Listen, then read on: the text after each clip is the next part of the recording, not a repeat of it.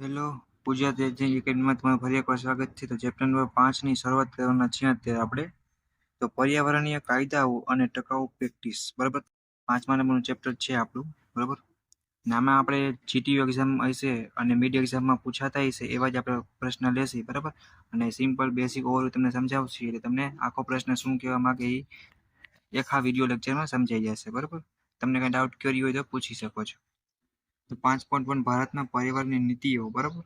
પોલિસીની વાત કરીએ તો ભારતના પર્યાવરણ સુરક્ષા અને વન્યજીવ સુરક્ષાના પ્રયાસો પ્રાચીન કાળથી જ તેમજ સમાજ સમ્રાટ અશોકના શિલાલેખમાં પર્યાવરણ તથા જીવોના સંરક્ષણ સંબંધિત અભિગમો જોવા મળે, બરાબર. અને અંગ્રેજો શરૂઆતના શાસન દરમિયાન ભારતમાં શિકાર કરતા પ્રાણીજીવને મારતા અને બધું હાનિ પહોંચાડતા, પરંતુ 1912માં બ્રિટિશ સરકાર દ્વારા વન્ય પક્ષી તથા જીવોના સંરક્ષણ માટેના નિયમો ઘડવામાં આવ્યા હતા.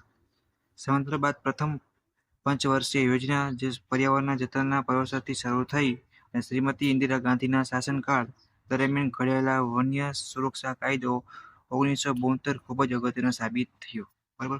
તો આ એક્ઝામમાં પૂછાયેલો છે માર્ચ 2022ના, બરાબર. આઈએમપી છે કે ભારતના પર્યાવરણ સંબંધિત નીચે મુજબના વિવિધ કાયદાઓ ઘડવામાં આવ્યા. તમને એવું પૂછી શકે કે ભારતના પર્યાવરણ નીતિને સંરક્ષણ માટે કયા કાયદા ઘડવામાં આવ્યા હતા, લિસ્ટ બનાવવાની પૂછી શકે, બરાબર. તો ધ્યાનમાં રાખવાનું વન્યજીવ 1972 પાણી પ્રદૂષણ નિવારણ અને નિયંત્રણ કાયદો 1974. ત્રીજા નંબરનું છે એ વન જાળવણી ધારા એટલે કે 1, બરાબર.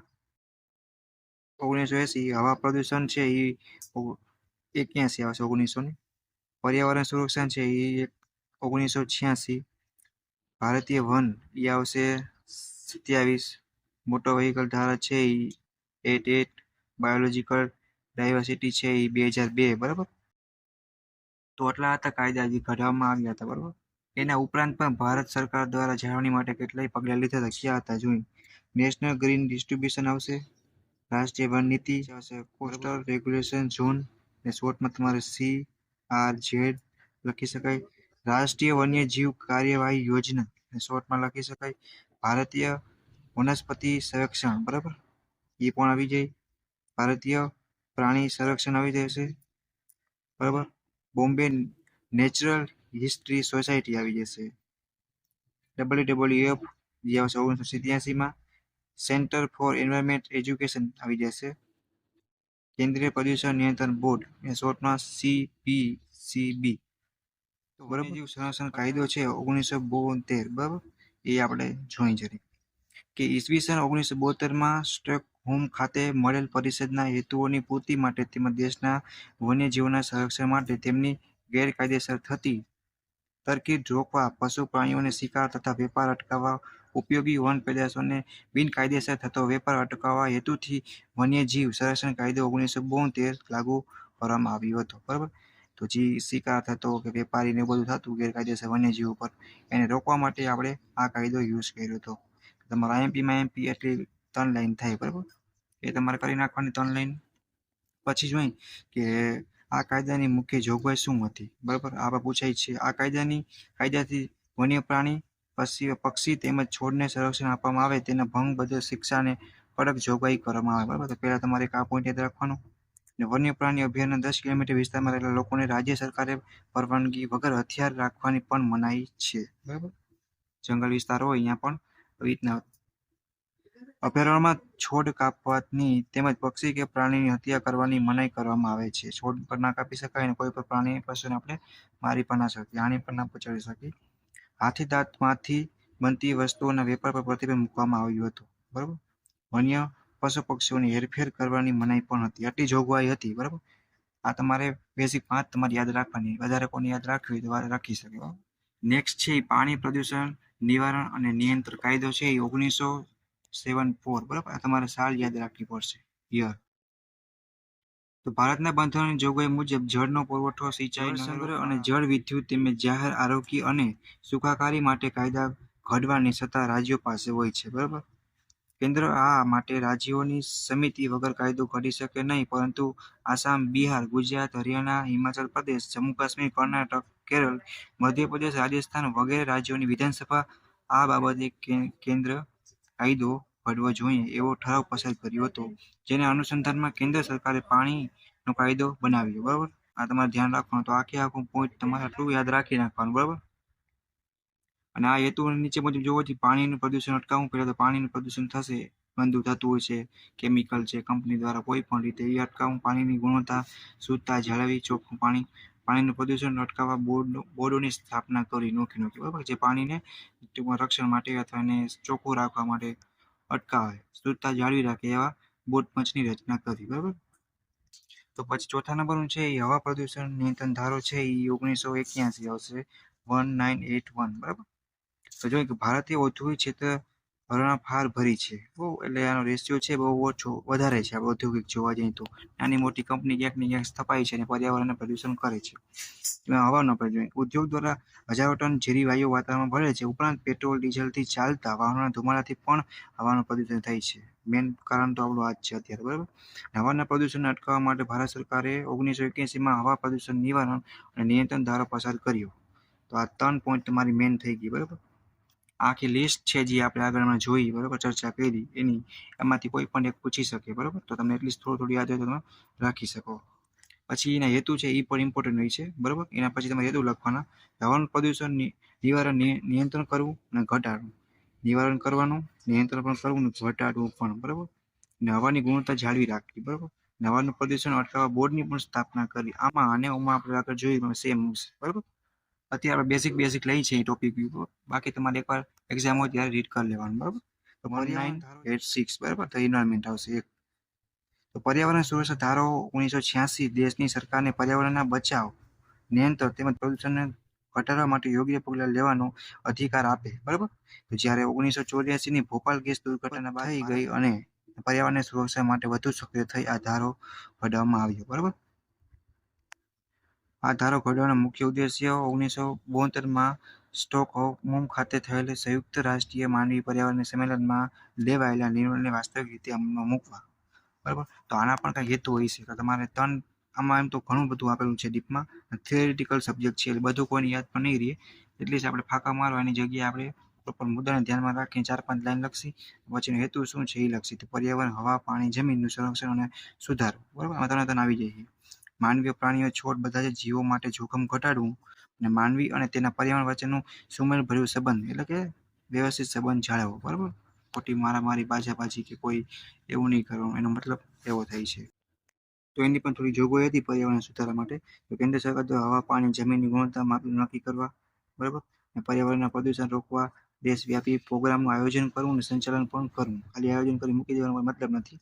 જોખમી પદાર્થના હેન્ડલિંગ માટે પદ્ધતિઓ અને નિયમો નક્કી કરવા. બરાબર, પર્યાવરણનું પ્રદૂષણ કરે તેવી કોઈ પણ ઉત્પાદન પ્રક્રિયા કે મટીરીયલનું પરીક્ષણ કરવું, નિયંત્રણ કરવું, તો પ્રતિબંધ પણ સ્થાનના જળવાયુ ભૂમિનું વૈજ્ઞાનિક ધોરણે નિરીક્ષણ કરી શકાય. તો આપણે આ 5 યાદ રાખશી અને 5ના હેતુ યાદ રાખશી અને એને 2 કે 3 લાઈન લખશી આપણે. બરાબર, તો વન ધારો આવશે 90-80. બરાબર, તો વનોના થતા સતત વિનાશને રોકવા ભારત સરકારે વન સંરક્ષણ કાયદો 1980 પસાર કર્યો. તેનો ઉદ્દેશ દરેક રાજ્યો તથા અન્ય સંસ્થાઓ દ્વારા થતા વનોમાં અંધાધૂંધ ઉપયોગને રોકવાનો હતો. બરાબર, આ પેલી એક લાઈન આ થઈ ગઈ. પછીનો હેતુ શું કે જંગલો, તેની વનસ્પતિ, વૃક્ષો, પ્રાણી અને અન્ય પરિસ્થિતિનું ઘટકોનું રક્ષણ કરવું એટલે કે એની હેલ્પ કરવી. બરાબર, જંગલોના વૈવિધ્યના વિનાશને અટકાવવા અને જંગલની જમીનને ખેતી, પશુચારણ કે અન્ય કોમર્શિયલ હેતુ માટે ઉપયોગ અટકાવવો. બરાબર, તો આને 3 આપણે હેતુ છે યાદ રાખશી. અને પછી આપણે જોઈએ કે દંડની જોગવાઈ શું હતી.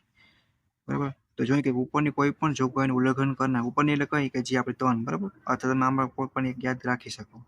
15 દિવસ સુધીની જેલની સજા થાય. કેટલા દિવસ? 15 ડે.